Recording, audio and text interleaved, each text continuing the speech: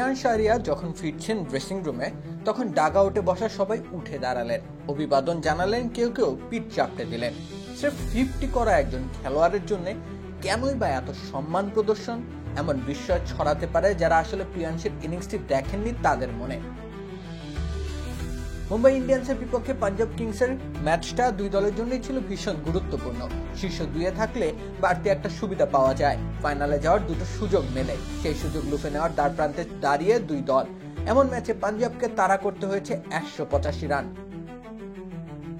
বিপক্ষ দলে রয়েছেন জাসপ্রীত বুমরাহ, হার্দিক পান্ডিয়ার মতো ধূর্ত বোলাররা, এমনকি মিশেল স্যান্টনারের মতো ঘূর্ণি জাদুকরও রয়েছে মুম্বাইয়ের আক্রমণে। এমন একটা আক্রমণের বিপক্ষে দাঁড়িয়ে 177.14 স্ট্রাইক রেটের একটা ইনিংস খেলেছেন প্রিয়াংশ। ম্যাজিক হার্বাল টুথপেস্ট দূর করে দুর্গন্ধ সৃষ্টিকারী দাঁতের সমস্যা। ইয়েস, দেখাও তোমার ম্যাজিক। বয়স তার 23, খেলছেন নিজের ক্যারিয়ারে প্রথম ইন্ডিয়ান প্রিমিয়ার লিগ। তবুও এমন চাপের ম্যাচে বেশ সাবলীল ভঙ্গিমায় চলেছে প্রিয়াংশের ব্যাট। তার খেলার শটগুলো রীতিমতো এফোর্টলেস লেগেছে খালি চোখে।